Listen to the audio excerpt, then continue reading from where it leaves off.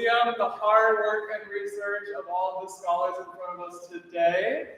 This special episode of the Feminist Thought Symposium will be on protecting the future, the third and final day of our symposium. First up, we'll be starting off so strongly with Katie Wiltshire.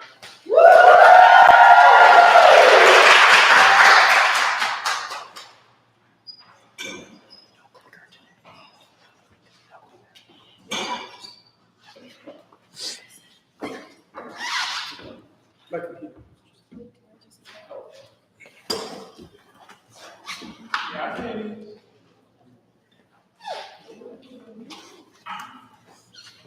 Hello, everybody.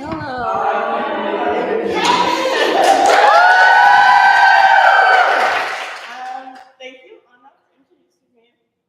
As we know, last Tuesday, we got the privilege of listening to my brilliant classmates talk about reevaluating the past. Last Thursday, we talked about something about the present.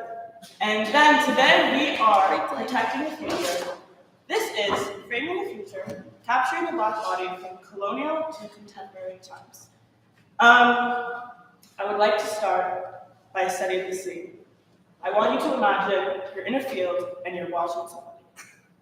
And that person, they load their apparatus, they stand still, and they seem to be waiting for the perfect moment to capture. They frame their subject, they aim, they point, and they shoot. Now, what does it sound like I'm talking about? A camera. A camera, or perhaps hunting. Because along with the shared vocabulary, photography during colonial times shared some of the same personnel, techniques, and technology as hunting and guns. In fact, some of the most innovative dry clay cameras were based explicitly on the mechanism of the Colt revolver, and cinema cameras would later draw elements of their design from the machine gun. I think this is really important to keep in mind when we look at photography as a tool of colonialism, and it can be argued that the camera and photography has been just as powerful and just as instrumental to colonialism as the gun or the ship or these big tools of imperialism. With the development of the camera and the gun coinciding, also came the accessibility of photography and guns for a larger public. So Europeans would go not just to Africa, but across the globe, take photos, and soon photos were being circulated, and the same books would have photos of people and animals in them.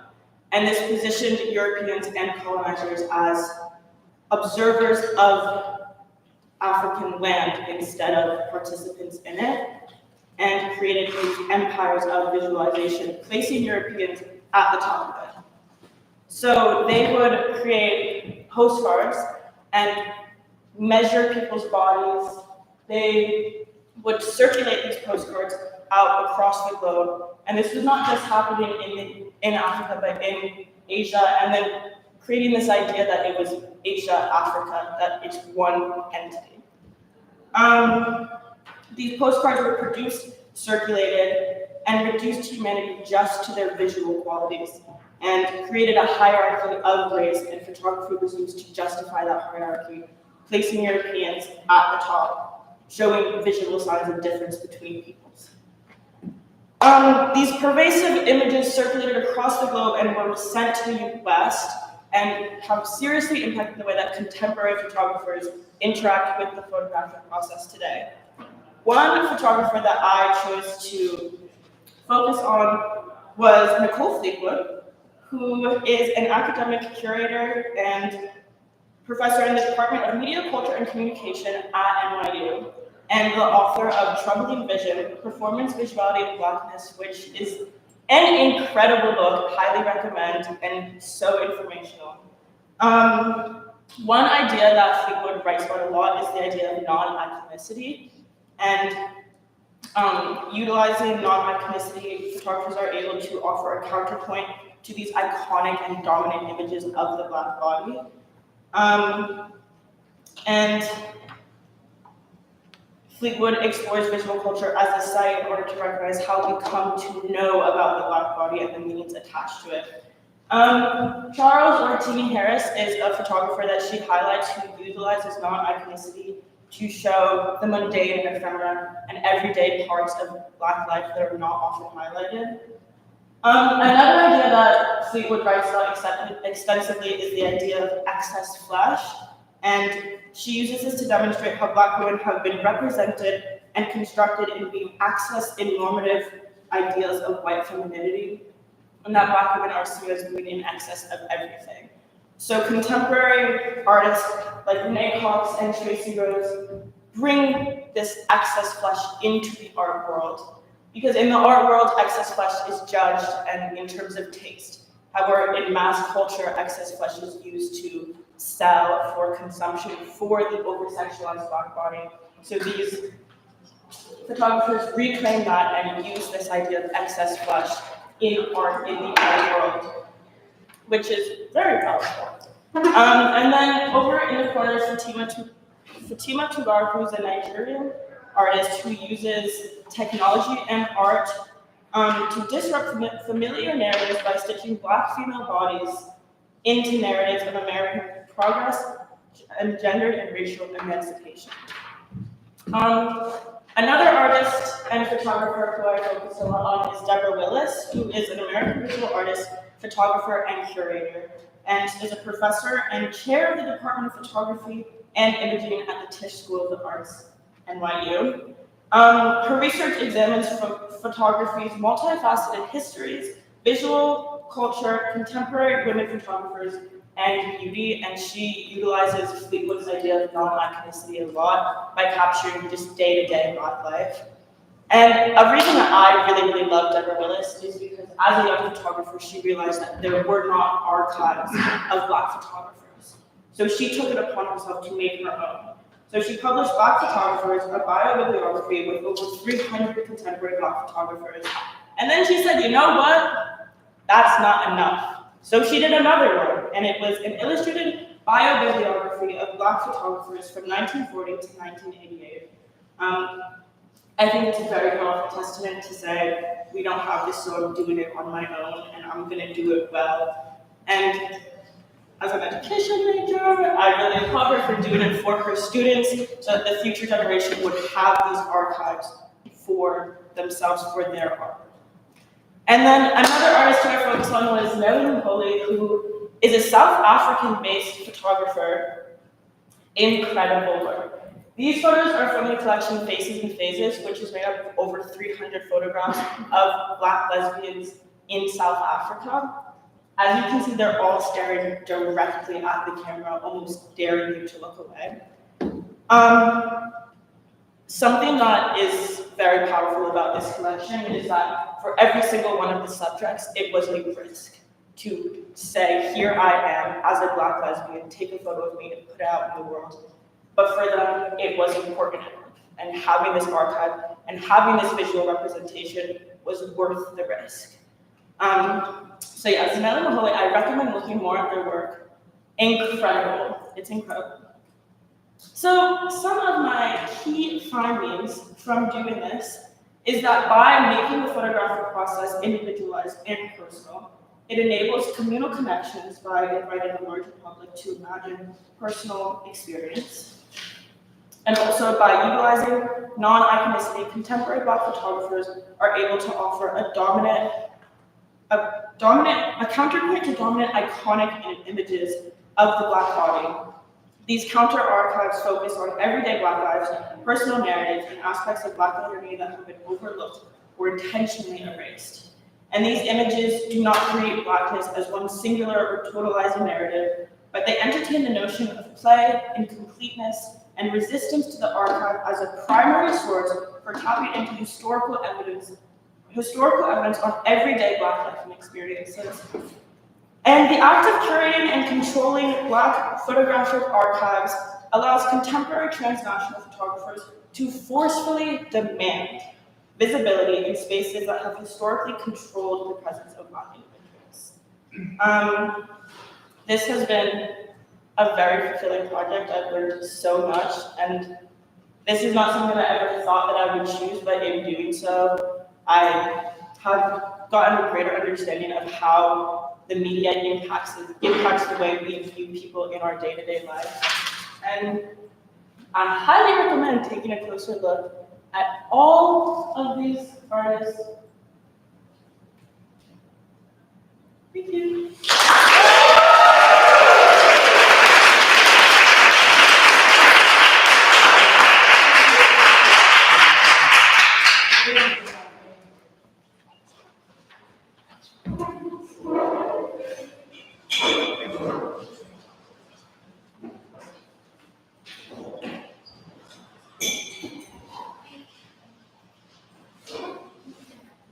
Thank you so much, David, for the amazing presentation. Our next speaker is David Salinas.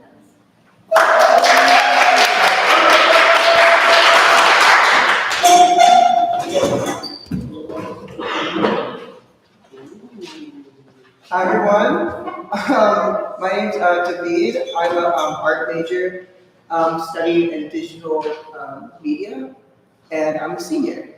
So, yeah. So, in 2014, Sierra Manny published a co-ed at the Times magazine calling out specifically white gay men for appropriating Black female culture. She highlights how these men enjoy the sweetness of Black womanhood, but are shielded from the harsh reality of what Black women face on the daily. So today we'll explore how this phenomenon connects to a longer American history of blackface minstrelsy and how it survives today, what scholars now call is digital blackface. So blackface and minstrelsy as entertainment originated from the 1820s and through the 1830s. Thomas Dartmouth T.D. Rice was known as the father of minstrelsy, which took inspiration from Black stable workers such as one by the name of Cuff, singing and dancing Jump Jim Crow in Cincinnati. From this instance, Rice adopted a sorry, should I keep going? Yeah? Okay, I'm gonna keep going. Thank you. Rice adopted a blackface performance where he and other white performances borrow from Black cultural features and characteristics. Thus, characters like Jim Crow was born. At its core, blackface represents a distinction between Black and white cultures. The charcoal makeup and the performance highlight how different other Black people are from white people, acting as a tool to reinforce racial division. So blackface as a tradition lasted well into the 1900s, featuring Hollywood film stars such as Judy Garland and Bill Cosby. So at this point, entering the digital age, with the rise of social media like Twitter and TikTok, performance online has shifted. People now express themselves through memes, GIFs, videos, and Black Twitter has become a gosh, what is happening to me? You're doing great. Okay, thank you. Thank you. People now express themselves through memes, GIFs, and videos. Black Twitter has become a cultural force, leading to the widespread of circulation of Black women's imagery for entertainment and self-expression. Thus, GIFs and memes of Black women are particularly part of the internet performance. Like any performance, the internet performance uses social media to showcase a curated representation of oneself as if they were on the stage. When the performer is laughing, they may go into the comments section and type in the Tyra Banks is "We were all rooting for you" GIF, or the performer is upset, they might go in and type in any scene of Viola Davis's character leaving their seat from How to Get Away with Murder. All of these GIFs are heighten the performance, a practice that was readily pre-established by the blackface performer during the minstrelsy days of America. So, as of what is digital blackface, Joshua L. Green first coined the term digital blackface in 2006 to describe the digital commodification of masculine blackness in video games such as Grand Theft Auto, where the user can imitate what they think blackness is through harmful stereotypes. In 2017, Laura Michelle Jackson expanded on the term, arguing that the usage of GIFs of Black women are to express exaggerated emotions of online that mimics the radicalized performances of traditional blackface. Instead of the physical makeup, anonymity and media serve as the mask. So now you have like icons like Nene Leakes, Tyra Banks, Tiffany Pollard, and Viola Davis have become internet staples. GIF libraries are often search terms such as the sassy Black lady or the angry Black woman, trying to tie in Black women's images to exaggerated emotions. This builds on the theoretical framework of Patricia Hill Collins' work on the controlling image, which are the harmful stereotypes that historically have shaped the perception of Black womanhood.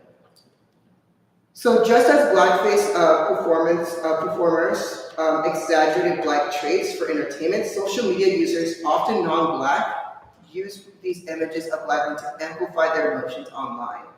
The user remains anonymous and shielded while stereotypes persist and become normalized.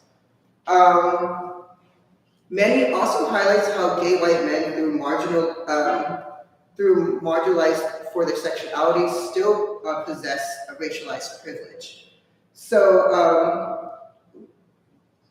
oh gosh, sorry. The arrows work better. Okay, thank you. Through racialized privilege. Sorry.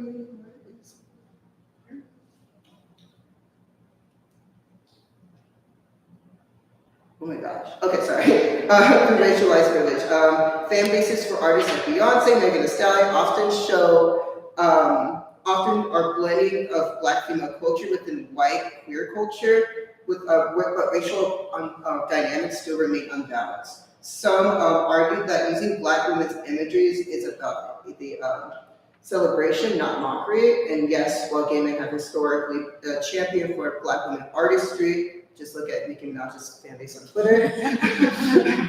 But systemic differences persist. While white queer men can borrow Blackness when convenient, Black women cannot step away from their identities. So this brings us to the deeper issue. So drawing from Eric Locke's theory on love and theft, there is a deep fascination with Blackness that is coupled with exploitation. To the performer, Blackness represents the other, someone who transcends the confined minds of the restricted white hetero patriarchal system. When whiteness is defined as an agent of normalcy within the structure, Blackface offers a chance to withdraw from the system. Performative and digital Blackface mirror each other in that the user has the opportunity to be someone who they deem is contradictory to normalcy. In other words, the performance of Blackness offers a way to escape rigid white norms without facing the consequences of being Black in America. So, final thoughts. As Mandy said, non-Black people. That's really good. As Mandy said before, non-Black people who get to enjoy all the fun parts of Blackness will never get to experience the dangers of living while Black. We must recognize how digital spaces can unconsciously perpetuate racism and critically examine the ways in which we use imagery, language, and online culture. Thank you.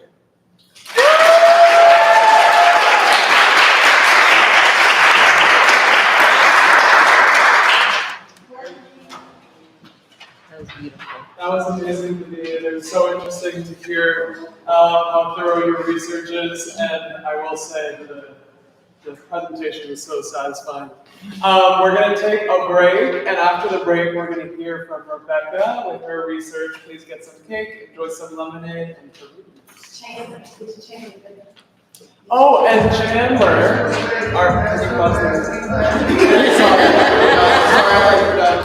No, I thought I was done, but this is really important.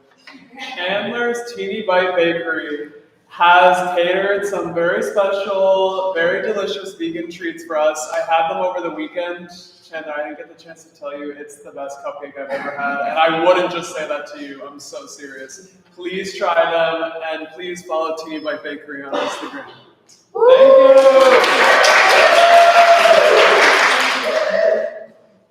you. Which flavors?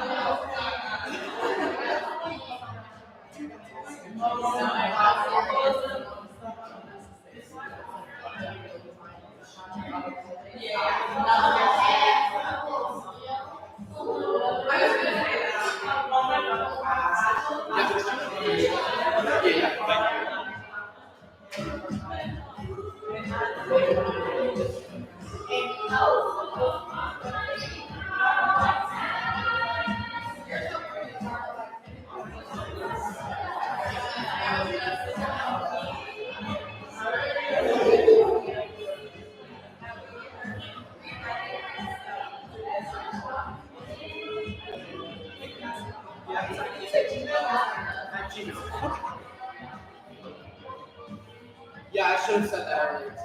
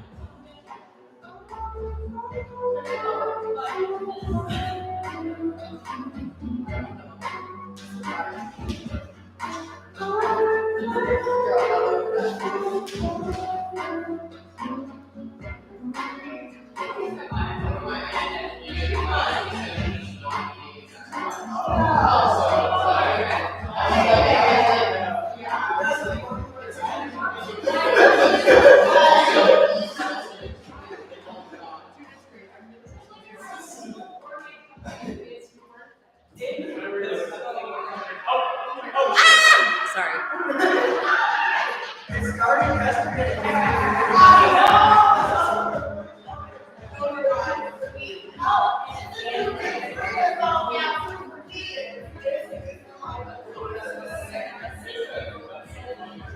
I noticed that little kids love my songs. I don't know what that means. It's just because it's like so self-expressive. I feel like little kids are like, thank you.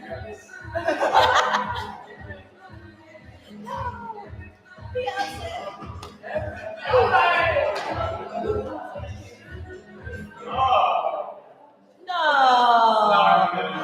I'm like in the black feminist thought class is crazy. Yeah, how dare you pause me that?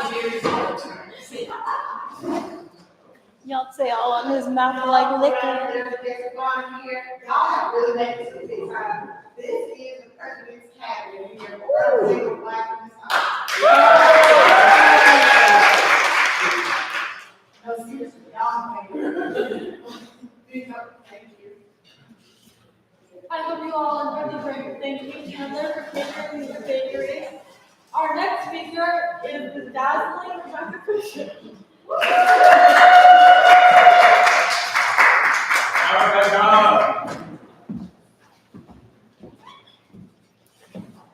Hello, I am Rebecca Fisher, a sophomore education and psychology major. Can I please have everyone close your eyes and imagine your favorite picture book from when you were younger? Think of the main character and picture them in your head. If they were white, open your eyes. If they were an animal, open your eyes. If your eyes are still somehow closed, please open them and know that I applaud you, your parents, and your educators. And here's why. In 2010, the Cooperative Children's Book Center estimated that just more than 10% of children's books featured a person of color. A little more than 10%. With white characters dominating at a whopping 70 to 75% and animals at around 20 to 25, Black and African American representation was estimated to be a measly 8%. And that includes main and background characters. I know what you're thinking. Get with the times, Rebecca. It is not 2010. And you're right. Things have changed. 13 years after that preliminary data in 2023, books that had any character of color went up to 41%. White character representation went down to 45%, animal representation went up to 30%, and Black and African American representation went up slightly to 14%. I would also like to add that books that feature people of color as a main character stand only at 30%. And that's without separating out white authors writing stories about people of color. With a rise in social activism and fighting racism and inequality, we can see how children's books have adapted or tried adapting. But instead of exposing children to the everyday race and physical differences present in our society, we see a shift to books featuring animals. When books are diverse, they are usually aimed to highlight some sort of racism or injustice. If students are only surrounded by books depicting minorities as others, whose only place is to overcome adversity, then that is the only way they will ever think of them. If we keep perpetuating that same system, then we risk reinforcing the very problems we seek to change and allowing it to define the entire narrative. In order to effectively form well-rounded students equipped with all they need in order to thrive in our complex world and contribute meaningfully to society, a change is needed in what literature is available to them. What they are reading in books should reflect the real world around them, which means including diverse intersectional characters experiencing everyday non-racialized environments.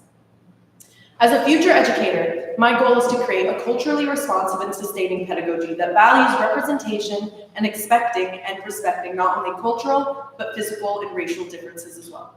That leads me to decolonizing children's literature in elementary school, diverse intersectional characters in everyday non-racialized contexts.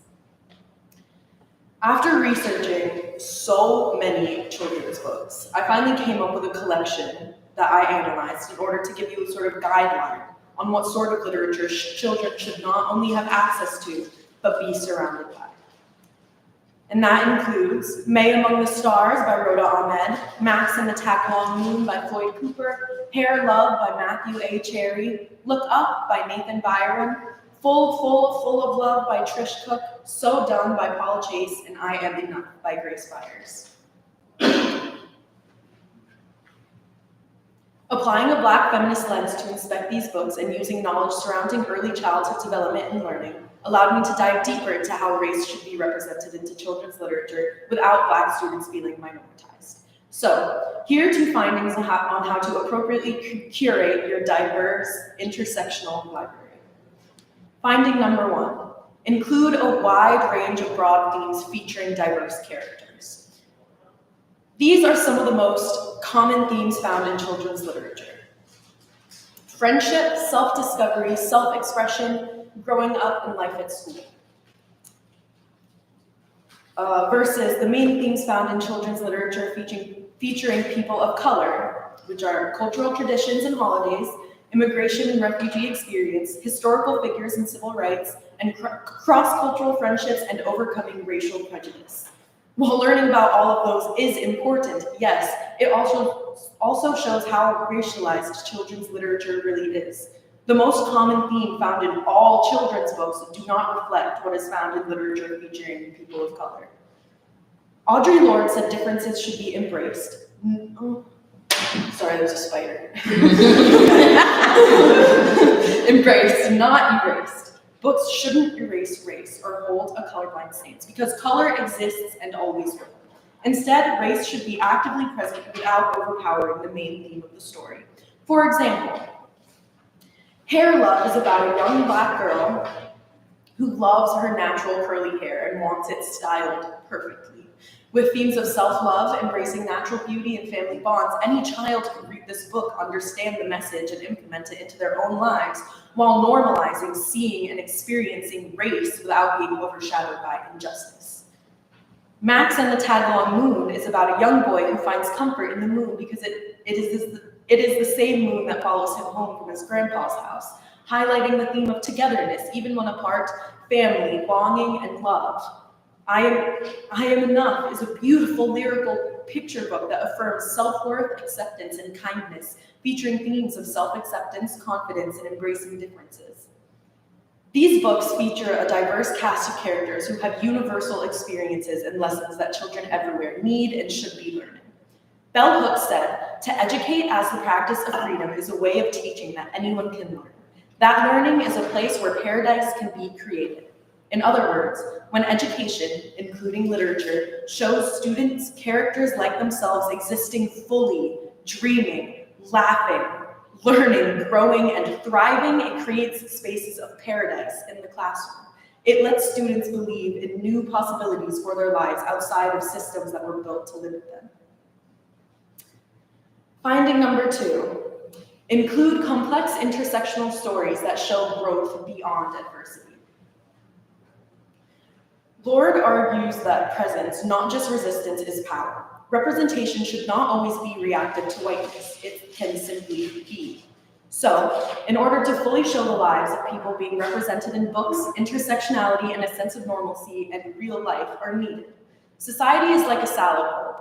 There is a rich, diverse mix of cultures, backgrounds, and identities involved who all work together to not only drive society to function, but give it flavor and personality. So Done by Paula Chase portrays the everyday complexities of Black girlhood, friendship, trust, ambition, without reducing characters to singular struggles. I Am Enough enforces the idea that every child, especially Black girls, are affirmed in their existence, physically, emotionally, and spiritually. Even in May Among the Stars, May's dreams of becoming an astronaut are supported by her family and rooted in her own ambition, not in resistance to racism. While her teacher doubts her, the story focuses on May's internal strength and familial encouragement, centering on her aspirations and hard work rather than oppression. So, I want to leave you with this. Race and racism is a man-made concept, meaning it is created and maintained by society rather than a biological reality. We as a society tend to use physical traits like skin color to categorize people into racial groups, even though there is no biological reality or truth in it.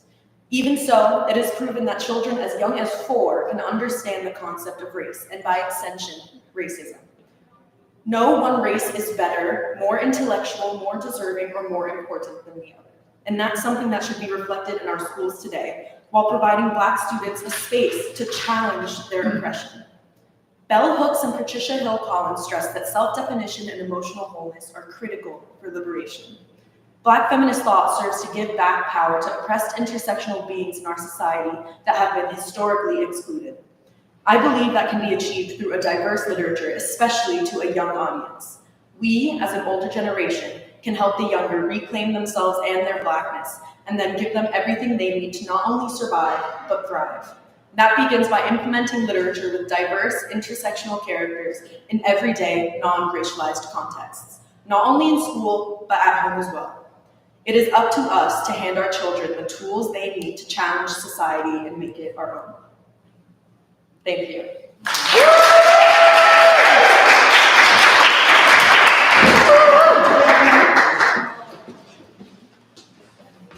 Great job, Rebecca. It's great to hear as a future educator myself about research in children's literature. And coming up next, we'll have another future educator, Leah Berkowitz, presenting her research on the comments in the classroom.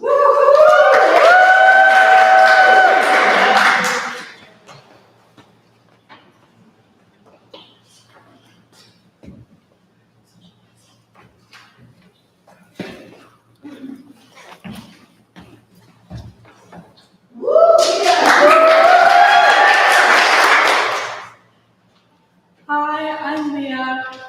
As you all know, I'm also an education major like many people in the room and who have spoken today. My interest in teaching in the context of American culture has shaped my research for this project and my overall question: what does it mean to learn in a system that was not built for you? So to begin, here's some background on how Black youth in America have always been learning in spite of opposition and some history of educational exclusion. I just want to say that there's a lot of history to cover, and for the sake of time, I really condensed it into one slide, but there's a lot more to it than this. To begin, enslaved African Americans were denied formal education to the point where in southern states there were laws in place to make it illegal for African Americans to be taught to read or literacy. Even in northern states that didn't have these explicit laws, there was still de facto exclusion. That could look like banning large gatherings of African Americans or just things along those lines to prevent literacy. Despite that, though, enslaved African Americans still had a lot of secret literacy initiatives to promote learning in non-traditional and alternative ways.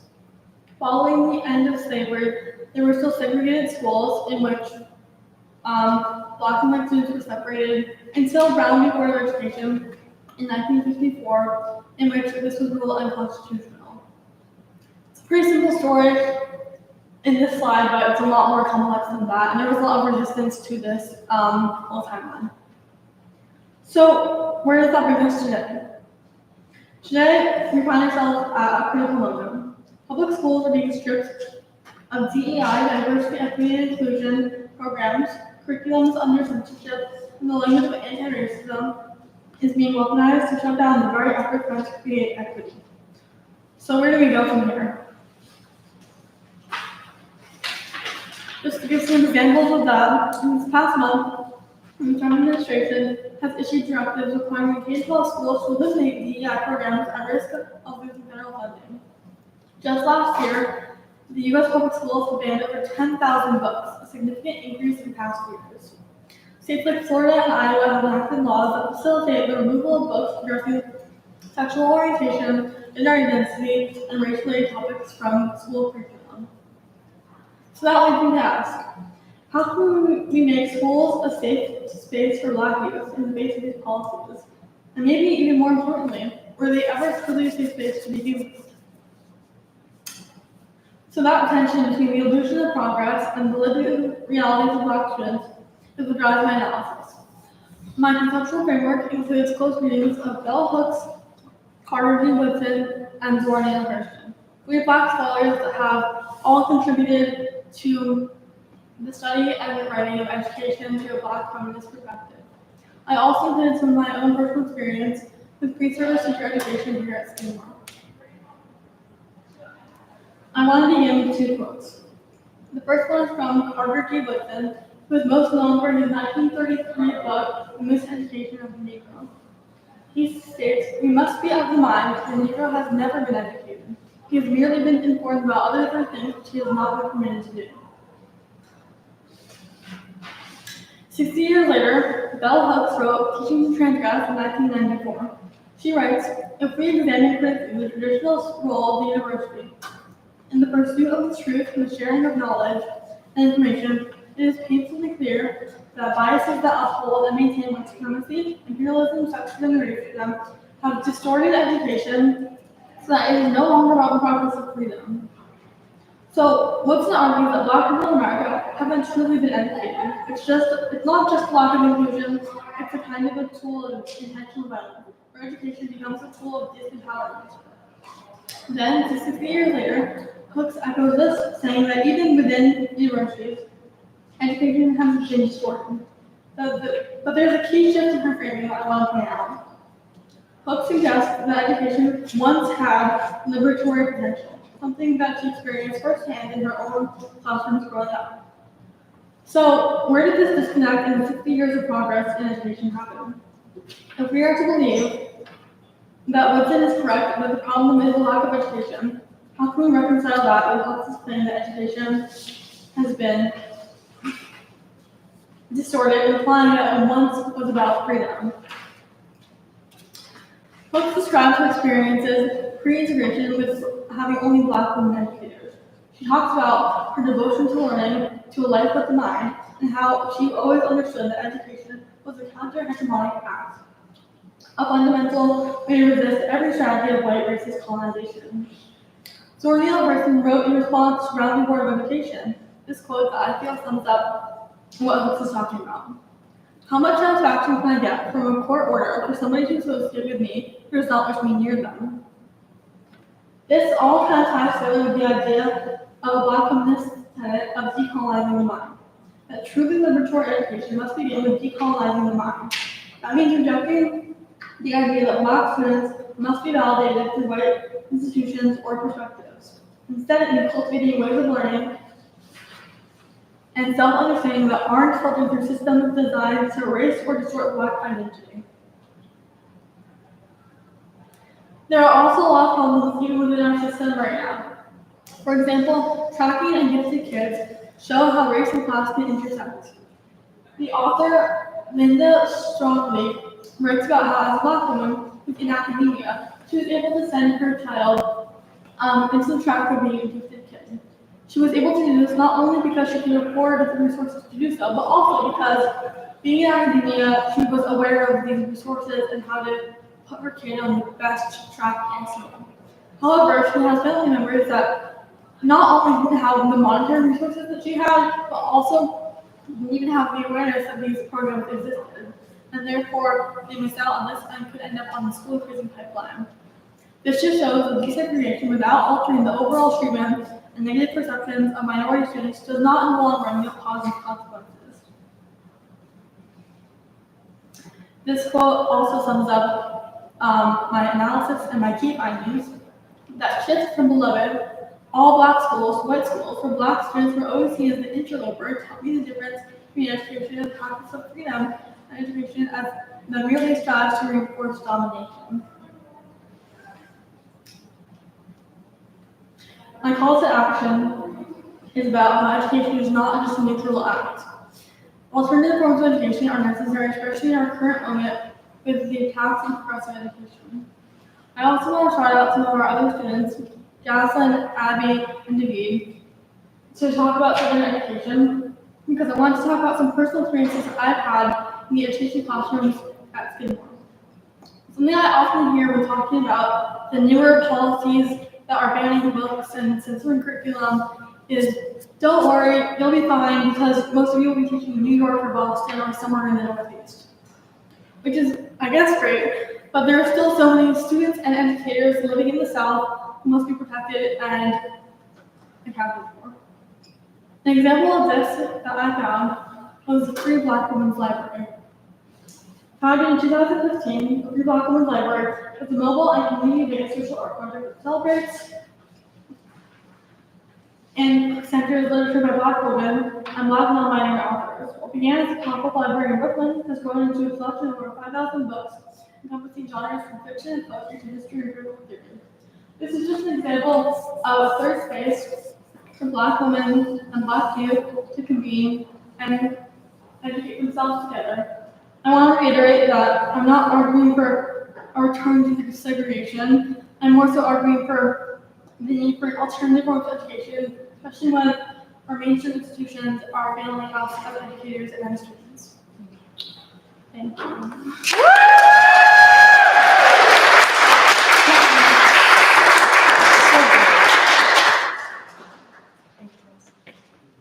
Great job, Leah. I appreciate your dedication. Finally, we will be finishing off beautifully and strongly with our last scholar of the Black Feminist Thought Symposium. Everyone give a warm welcome to Alicia.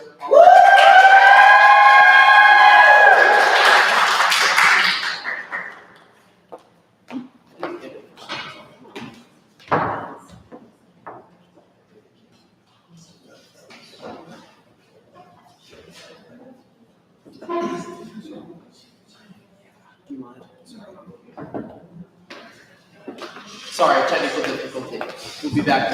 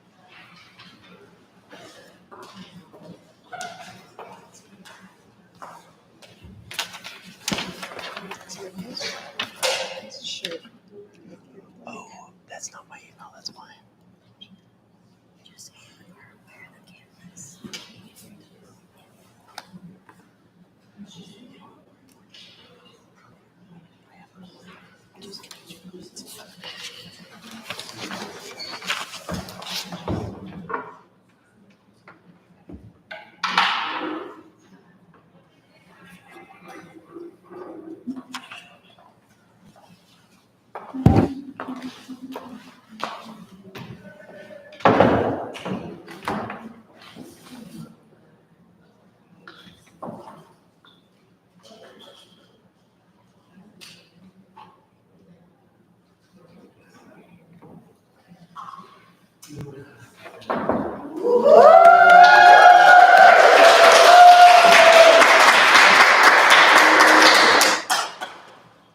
everyone. So my name is Palmer, and my paper is called American Disdain for the Black Artist, AI and the Anti-Creative War Against Full Humanity.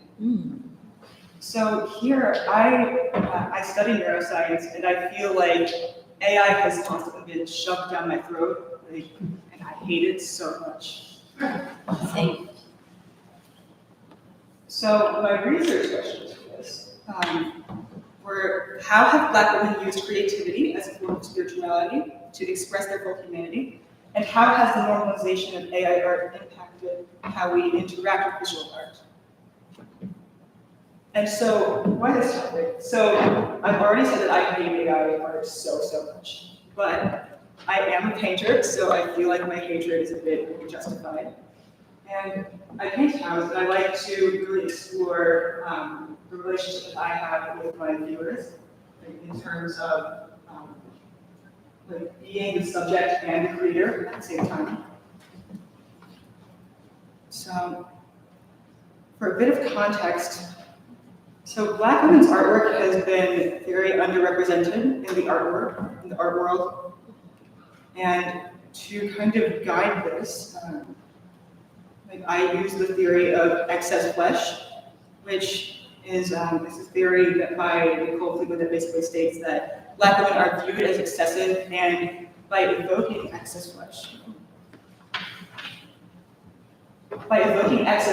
in their artwork, they can basically play on the hypervisibility that we already have as Black women in order to facilitate discussion about their work. And someone who really did a good job of evoking excess flesh in her work was Renee Cox. In her photograph that's called Yo Mama's Last Supper, which is a recreation of The Last Supper, in which she displays herself as nude, and she's surrounded by her disciples as they scheme and plot against her. And Cox's work really ignited this controversy in New York, and it brought into question like social decency in art and how much we should be playing into that. And it also sparked a conversation about censoring the Brooklyn Museum's curation of art. And so she was basically given every insult under the sun, except there was one through line that underscored this criticism, and it's that she was being excessive and self-indulgent. So to get back to excess flesh, by evoking it in her art, like she acknowledged how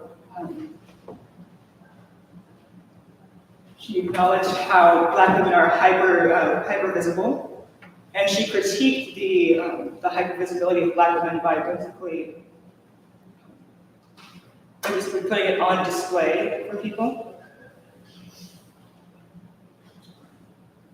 And she, in igniting such a controversy, she basically modeled this hypervisibility and critique of Black women. But it's done basically to combat against erasure that Black women often face in the art world as minorities. And I understand how this might be a little counterintuitive, but I'd like to clarify that Black women's hypervisibility, and especially as a labor force, it often obscures our full humanity. So to make art, particularly art that depicts ourselves as both creators and subjects, allows us to signify our thoughts, to really take ownership of our work, and again, fight against that erasure that we face. And this kind of ensures that our names aren't lost to history or our faces, like as they were for so many of our first sisters.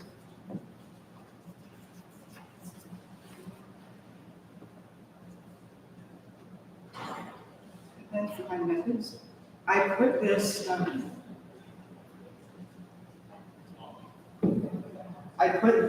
analysis of excess flesh in conversation with Alice Walker's research of Our Mother's Gardens and the uses of erotic by our board. And then I contextualize this within the framework of articles in empirical studies on AI and AI art.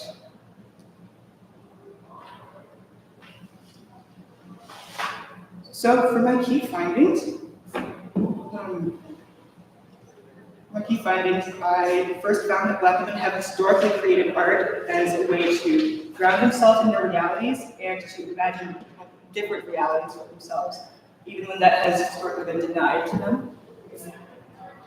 And by creating art, Black women have been able to exert control over their environment and to kind of make it into their own image.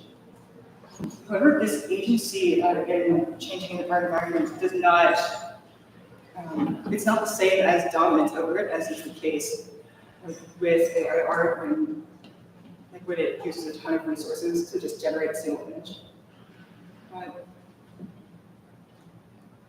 But instead, this agency kind of allows us to connect with our environment as the creators, and not only as beings who are capable of creating beauty, but who are deserving of it within the hierarchies that say that we don't deserve anything. And I think that there's a quote by Alice Walker that really exemplifies just how beautiful this creation is, like as a form of resistance. And she says, "I notice it is only when my mother is working in the flowers that she is radiant, almost to the point of being invisible, except as creator, hand and eye. She is involved in work that her soul must have, ordering the universe in the image of her personal conception of beauty. Her face as she spares the art that is her gift is a legacy of respect that she leaves to me. For all that illuminates and cherishes life, she has handed down respect for the possibilities and the will to grasp them." And it's this creative will, this confidence in one's own vision that has allowed Black women to persevere and imagine new futures. And to know that we have what Audre Lorde calls this capacity for joy that's involved in creation can free our mind from oppression, even if our bodies are still exploited. But what happens to this process of creation when it's reduced to mere generation? So for my second finding, I found that the normalization of AI art it really discourages us from critically engaging with it, and it stifles our creative potential. And in a way, I think this mirrors how, according to Lorde, pornography is a distortion of the erotic, in that it emphasizes sensation without feeling, or it's just like shallow satisfaction, like for the sake of efficiency. And this has real consequences for us on this level. So first of all, when we over rely on AI or over rely on AI in general, we kind of lose the ability to critically assess it. So in this graph, it's basically showing that the more we trust AI's outputs, the less that we're going to question it, even if it's wrong.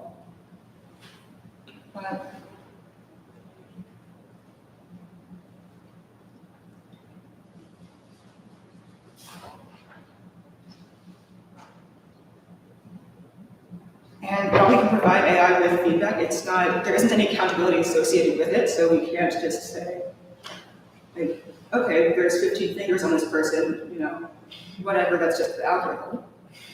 And we move on, but I feel like this moving on and this trivialization of detail has kind of led us to trivialize humanity in a way. And So who cares about the artist whose craft is deemed obsolete, or who cares about the Black models whose photos are deemed excessive? Or a more concrete example of this, I think, is like, who cares about the woman whose suffering was turned into like a trendy meme that depicts her deportation? And it's really important to keep in mind that even though this woman isn't with the same demographic as a woman, like, it's still playing on that excess flesh, like the excess body, the excess emotion, you know, like the excess presence that she has. And I feel like when we are primed to not question what we consume in terms of art, we're more likely to just skip over the analysis of art or the morality or the intent behind it.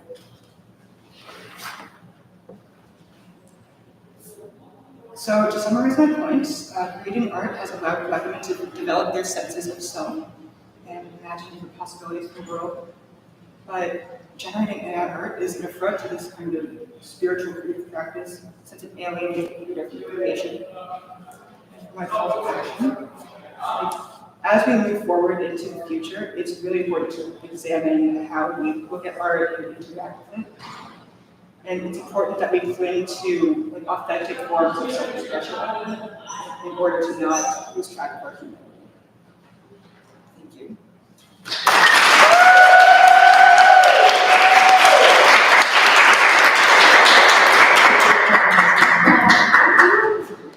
Y'all, this is it. This is the final presentation of the Black Feminist Thought Symposium.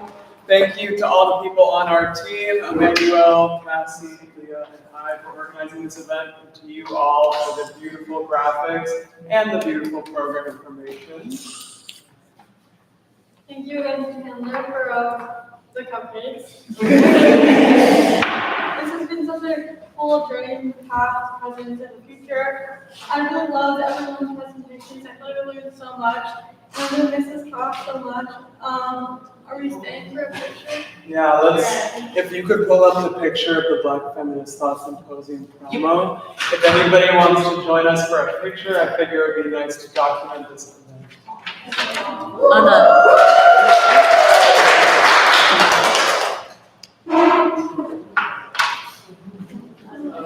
And thank you everybody who watched online, whether you were here on any of the days. We really appreciate you coming.